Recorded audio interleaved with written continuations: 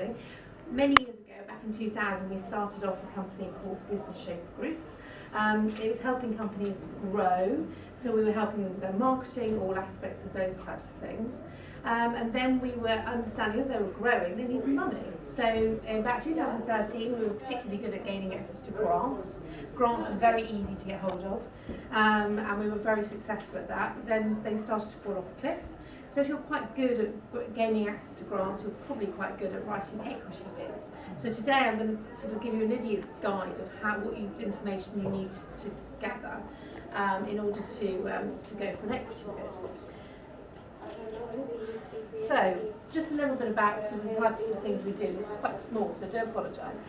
We review an awful lot of opportunities per month. Can be in excess of 100, 150 opportunities because there's a lot of people seeking funding out there. I'll share with you some stats in a minute that sort of will scare you a little bit. We then analyse and look what the company's trying to do. Sometimes we might analyse and say, actually go away for 6 months and go and do this, that and the other. Or sometimes we might say, yes, you're about ready. Then we can sort of help to look at your investment opportunity in more detail, see if we have investors for it. Then we go about improving that opportunity because generally 99% of the people that we come to talk to aren't quite ready. They'll be talking endlessly about their product and service and actually probably not talking enough about their investment opportunity. So we look to improve it. That can take anywhere between 2 to 6 weeks. Then we create the actual sort of the investment opportunity with all the decks, with all the information. We then do some research to see what in our own network the investors that we can make introductions to. And we also go and look for smart money, so people that can actually sort of bring something more than just money to your company. So it could be something like distributors, it could be partners within your industry that can help you. It's always trying to look at best sources of funding for your actual investment opportunity. So the main types of funding. We try and adopt. Hi. Yes, it is. Yeah, it's Monday. That's good. We try and look at a blended funding approach. So sometimes it's not necessarily all going to come from one source. So you could look for a bit of grant funding. You could, if you're buying some kit and caboodle, you could look for asset finance, which is your more traditional stuff. If you're making purchases of buildings, that's not really equity funding. Equity funding should just be about growing your company and creating what you need in order to go and sell. So we try and look at different sources of funding for people. So startup funding is generally, we look at pre-revenue companies or early stage companies. Oh, hello. I'm sorry, they told me to start, so if I miss bits, I can always talk to you afterwards. Oh, so no worries. And so obviously you've come up with an idea. I don't know where you are, if anybody is in what stage of companies you're looking at. Come up with an idea. You've generally hoped you've got a little bit of cash in order to get that idea into some sort of form. Hello, do you want to come in? Okay. Boring. So everybody thinks jazz girls on that. So then you look for your family and friends round. So that's what you call your sort of initial safe round of funding. Investors typically don't get involved right at the start. They always want you to try and come with sort of an MVP, which is a minimum viable product or some sort of information that you've actually managed to gather about your opportunity. Then you'll be looking at your seed round. So that's your sort of first investment, your foray into investment. So this is where you've got to sort of build your case really concisely and make sure you put a lot about the investment opportunity rather than just getting very excited about what you're going to be doing within your company. Because a lot of people get terribly involved in whether it's an app or a platform or a bit of fintech or a product or service, and they forget to say that actually if you give me £100,000 or £1 million, this is what it's going to do for the company. So here's the statistics that I wanted to share with you. Last year there were 100,000 companies looking for funding. There is a lot of money sloshing around, definitely, because £7 billion worth of UK investments was put in. But this is the most important stat, is last year 0.6% of companies that were seeking funding were successful. So it's a really, really hard market out there. And generally investors will spend no more than 3 to 5 minutes looking at your opportunity. So whilst you feel that's your baby, you've been working on it, you've been nurturing it, you've been looking at it for some time, you've got to understand that there's a lot of investment opportunities out there. You've got to make sure yours is clear, well understood, well executed, basically as good as it can be. And I'll go on to show you perhaps some examples of how you can do that. There you go. That's my 0.6. I love sharing it with people. So basically, obviously, the investors that we work with are looking at early stage or pre-revenue companies. So it's obviously the most tricky bit of investment to get, but equally it's the most risky. So they'll be looking at something between 8 and 10 times return. So when you're looking again at your investment opportunity, what you're trying to get money for, is looking actually at what the return on investment will be for the investor. So if you're asking them for 100,000, you've got to be sort of readily aware that angel investors will be looking at 3 to 5 years. They'll be looking at something like 800 to £1 million return. So it's not going to be like a lifestyle business. There are investors out there, but very few and far between. Angel investors want a sort of a nice, healthy trajectory on how you're going to grow and how you're going to get them their money back. Whether it's exiting, whether it's getting other investors, whether it's getting a VC on board, you've got to think of 8 to 10 times return. That's fine, okay. So it's tough out there. So I'm going to try and help you improve your chances, basically improve your odds. I always say investment is sort of gambling for grown-ups, because ultimately that's what it is, because it is the valley of death out there. The failure rate is enormous, so a lot of investors try and spread their what they're actually putting into. They could work on a syndicate, they could work on funds, or they could just be an individual putting money into your company. Right, so the number one thing that investors are looking for is the team, so it's you. They don't necessarily worry, some of them, too much about the product or service that you've got, but ultimately it's you that they're investing in. They've got to totally understand that you know where you're going and what you're going to be doing with this business in a very clear and concise manner. And then obviously they will then look at what you're trying to do within your company. Generally, investors don't like individuals, so they want you to build a team around you. It doesn't mean to say you've got to pay this team, but it means you've got to get people on board that are going to sort of fit your skill set. So if you're particularly technical, you might want to bring on as a non-exec or somebody for shares in the company. You may want to go and get somebody that's more emphasis on sales, or somebody that's more emphasis on financials. So it's building your team, because heaven forbid, in this risky startup arena, if something happens to you and you happen to know all the idea or all the technology, unfortunately that's going to be quite a risky, it's adding to the risk. So if you can build your team around you, that is very important. Go to places like LinkedIn even, and go and find people that have sharing your passion and your vision, and bring them on in the company. That's fine, that's okay. So obviously what you've got to do is think about what you're going to be doing within your this has gone all over the place, sorry. So what do you do? Basically, within the sort of first few seconds of your investment deck, you've got to get over. What problem do you solve? So who are you going to be selling this to? How are they going to buy it? What problem are you actually going to be solving? The stage of the company is vital. Now, okay, you might be pre-revenue, but you need to say you're pre-revenue, but you've gone and spoken to some clients, or you've gone and spoken to some people that can be buying this service. Or if you are revenue generating, put it in there. I've talked to endless people that have actually got revenue for the last 2 or 3 years and forgotten to put it in their investment bank. They've happened to turn over £1 million, forgotten to tell me. Then obviously be very clear on what you need. So I'm looking for 50,000, $500,000, 1 million, whatever it is, but be very clear. You've got to put what you need, your use of funds, and what your valuation is. So your valuation is what you're valuing your company today in order to get investment in the company.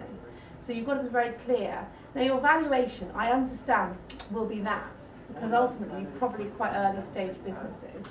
However, you don't have a lovely balance sheet to sort of justify it, but if you can justify your valuation by the validation you've got with your clients, and then what you're going to be doing in the next sort of 3 to 5 years to exit, then you've got a pretty good argument for why that is.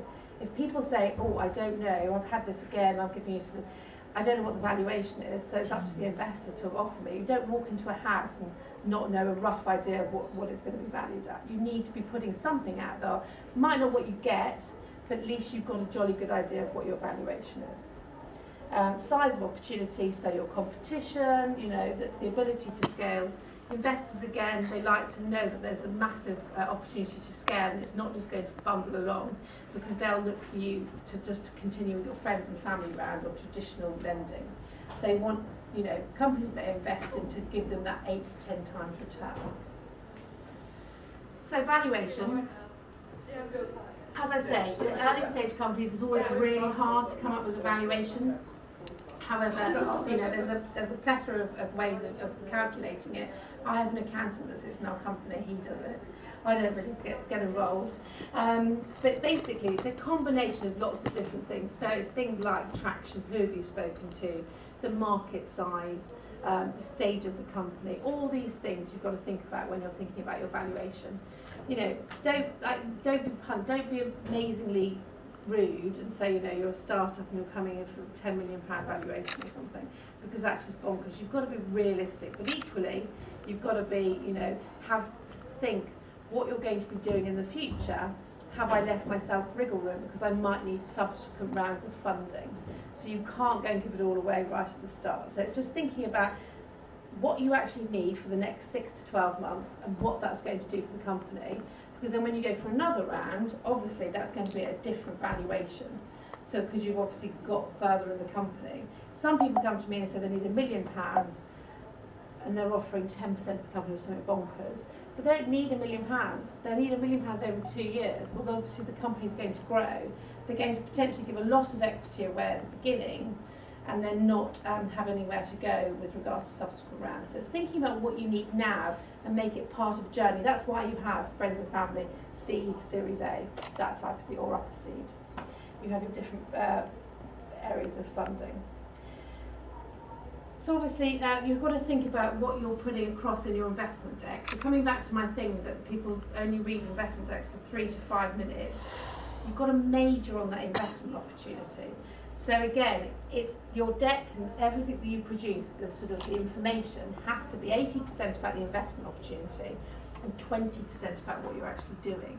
I know it sounds bizarre, and you think they'd want to know every sort of nut and bolt about what you're going to be doing, but actually they're not. They want to know about the investment opportunity, what the ability to scale, who's the team, those types of things, not necessarily the minutiae. And if you say to them, well, can I show you a PowerPoint presentation, or can I show you my app, or can I show you, they don't really want to know at that stage, because it's all very top level.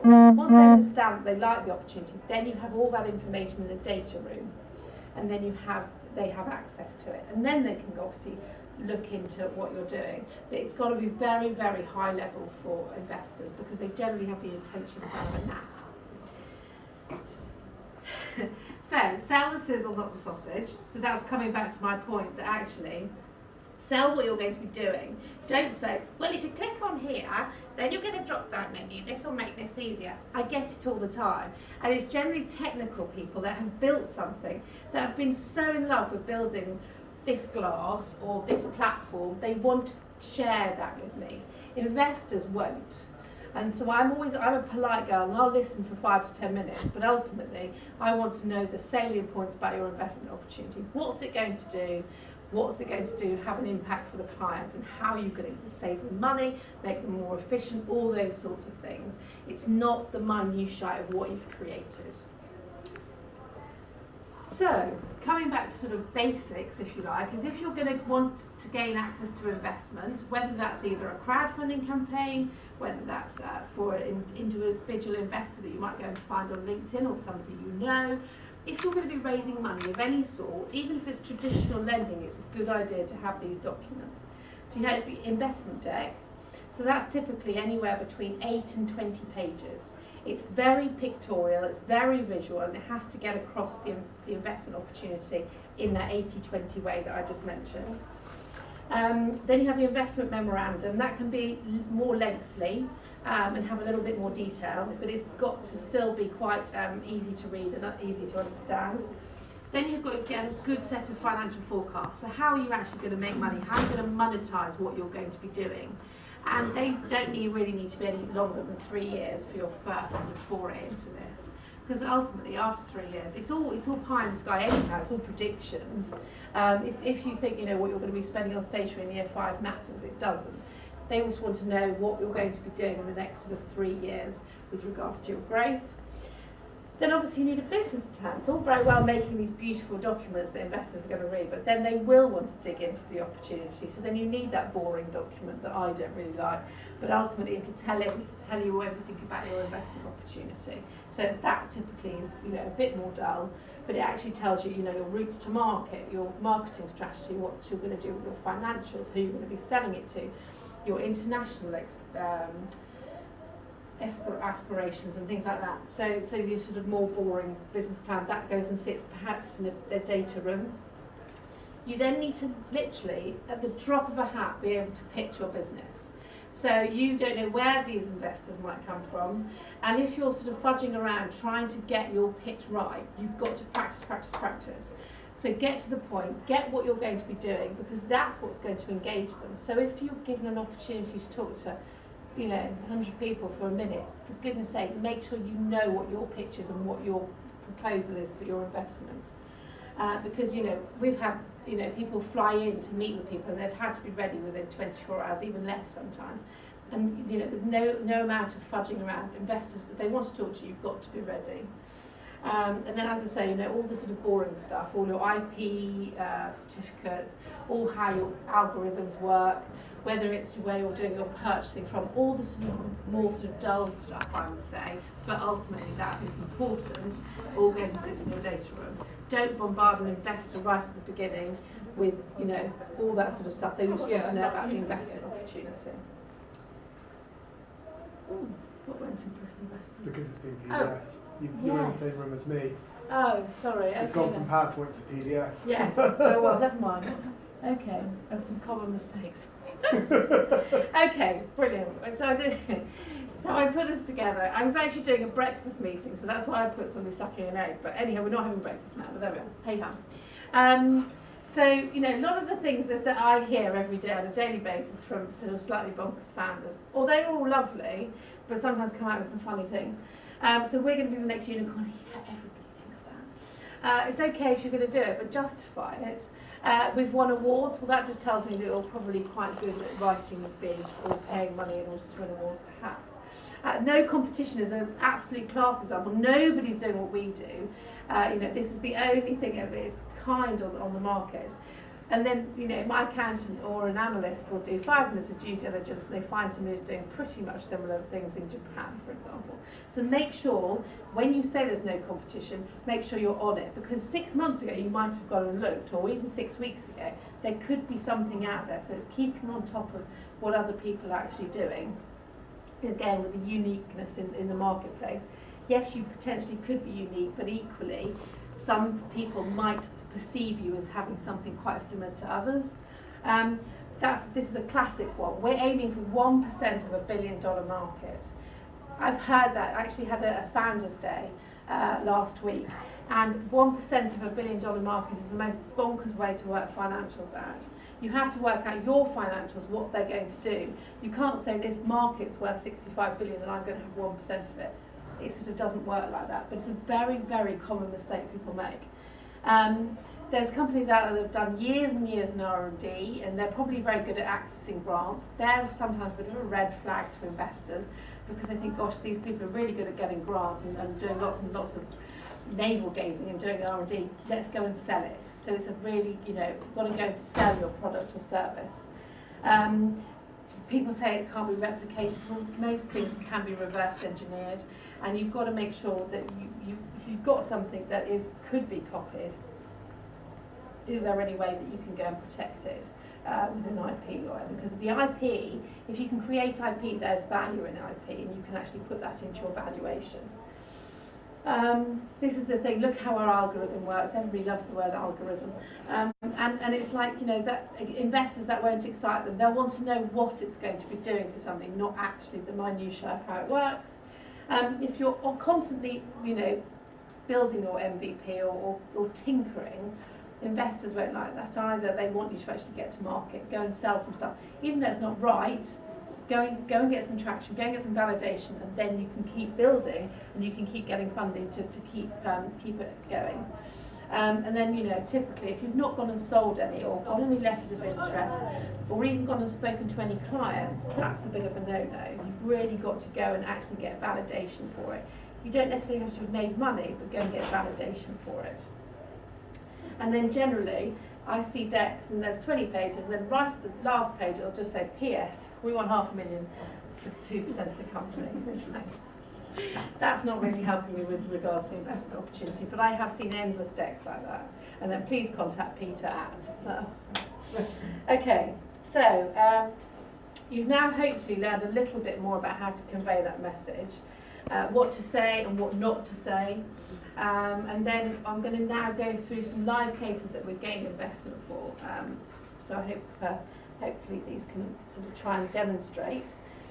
So Gunner was a software, we're agnostic by the way, so we look at any investment opportunities, so we don't sort of stick to fintech or products or anything like that. We are agnostic, it's just basically a good opportunity. So we worked with Gunner, they had a lovely range of drinks, very low in sugar, they come below the sugar tax, so it's all sort of very, you know, very of the moment. And actually millennials don't like drinking as much as old people. So it's becoming much more prevalent that actually this sort of something different to Coke, Fanta, Sprite, those types of things. Just something more like craft beer, but it's now obviously non-alcoholic craft beers. So he was very successful at selling these in to companies. He'd already got them into WH Smith and somewhere else. So he came to us for his next tranche of funding, which was 700,000, being very clear on the front page for the equity stake of 23% of the company, and he was already selling in 4,500 outlets. So that's the sort of the key information that they want to know. Yes, it's got a beautifully aesthetically pleasing picture to grab people's attention, but get across what the actual investment opportunity is. So then we went on, this was sort of the 4 pages of the deck, telling them a little bit about the product or service, which is obviously, you know, what I mentioned, but then go on to the team, which is very crucial. So obviously, you know, have these people done it before? Have they actually been in the drinks industry before? If not, they would have brought people in the board that will actually understand this. The soft drinks industry, so how does this fit into the actual, you know, competition? You know, nobody can say it's unique because it's not, but actually how can it fit into the industry? And then here's your set of financial forecasts. So if they go and get the funding in, you've got a very, very clear route of what they're going to be using the funds for and what the trajectory and the growth is going to be within the company. And also, if you need subsequent rounds of funding, so some people do, it's always quite good to put an idea that you might be seeking funding in Q2 of 2020 or something, so they understand there's a proper growth transition to the company. The next one was White Car, and I put this in quite nice picture. So White Car again, very clear on the front page. You know, they were seeking 3 million for 25% equity in the company. He had traction. He was actually trading. So it's basically hiring a Tesla. They were all white, and they were £99 a day, and no other fees. So it was a very simple model that he was trying to go against, you know, traditional Avis and who have add-ons, add-ons, add-ons. He was just annoyed with this. He said, actually, we can make this thing a whole lot simpler. So you could, actually there was no queuing, you had the ability to open the car in your pocket, so it's on your phone, so you walk up to the car would open. It's all incredibly simple. He had a database of about 400 people that were using this White Car service. And I happened to mention to him, actually these people are going to be your high net worth, because generally if you're going to hire a Tesla, you probably, you know, you're not so price sensitive. And he did, within the first, I think about 3 weeks, we gained about £600,000 worth of investment from his people that were using the actual service. So actually, that's a brilliant story, because one, they all liked it, but you know, I was getting people phoning up saying, oh, I'll put £50,000 in, just over their breakfast. So it was trying to think about smart money, but also trying to think about where you can go and get these investors from. I didn't know these investors, but I said, actually, we can leverage what you're trying to do. It was quite interesting because he had some sort of failed tries at this, but because if you'd have seen his business plan when he first came to us, it was a Word document, an Excel spreadsheet. He's selling one of the most beautiful, well, then, most beautiful cars, and there wasn't hardly a picture of a Tesla on it. So it was just trying to say, you know, sell the sizzle, not the sausage. It was literally a Word document, and it was very boring. So, you know, he went and secured the funding. He's now going on to a subsequent round of funding in order to take it across Europe. So, I hope that gives you a bit of a better understanding of how you know, equity funding works. As I mentioned right at the beginning, Business Shaper Group goes and helps companies put those investment opportunities together. So there's ways and means that we can potentially help you there. But we use this Angel UK platform in order to go and get the investors on board. So it's more understanding, basically. Angels of the UK, it's more understanding brand. So that's where the actual investors come from. So we are pretty unique in the fact that we go and look at investment opportunities, bring to the fore the ones that we really like, and then we make them investment ready, make sure they're as good as they can be. So the white car, we wouldn't have gone out with that Word document. We had to create something that was much more visually impressive. And then we went out and got funding for them. So in a nutshell, that's pretty much what we do. So there we are. What is the name? Oh, thank you. So really, I'm happy to, I saw some noddings, you know, I'm happy to talk or take questions if anybody wants to ask any questions. What is the name of your company again? I missed. Pardon? The name of your company. Well, Business Shaper Group is the company that helps create the documents, so looking at the packaging of the investment opportunity, and then Angels UK is where we actually go and get the investors from. To interlink. Yeah, yeah, I have both of them. It's just that the brands are different, yes. And how much you charge for such thing? Well, to do the actual investment readiness bit, that is completely depends, because lots of people come to us, we have to pick that we want to work with them, but it depends on how much information. So if they've gone and got all the financial forecasts together, they've got a pretty good deck, but it probably needs a bit of work. It can be sort of the lower end of the scale. And then if we have to create the entire presentation under business plan, right at the top. So Yes. it can be anywhere as little as sort of £800 at the beginning, right up to sort of 12,000. So it can be, and then the 12,000 we'd spend months doing, because it would require so much work. But if it only needs tinkering, probably only right at the lower end. So that's the sort of. Pardon? Yes, I can get cards for you in a minute. I'll get them. Yeah, thanks. So do you only work with angel investors? Yeah, because obviously the stage of most companies we work with, I'd say 90% of the companies I speak to are either pre-revenue or in that sort of that initial growth stage, because it's the trickiest bit of budgeting. If you're turning over 10 million and you only need another million, there's VCs out there, there's funds out there. Whereas at the tricky stage, this risky stage, although it is going to be your angel investors typically that will invest. So our database of investors is generally individuals, either high net worth, ultra high net worth, family offices. So obviously they're quite risk averse though, I would say. So yeah, it's basically people perhaps have been self-made or have looking after family money that are looking to invest, and they have their areas of specialism. So some people really like green tech, some people really like fintech, some people, but sometimes they look at sort of all sorts of things because they like a diverse portfolio. It's like houses,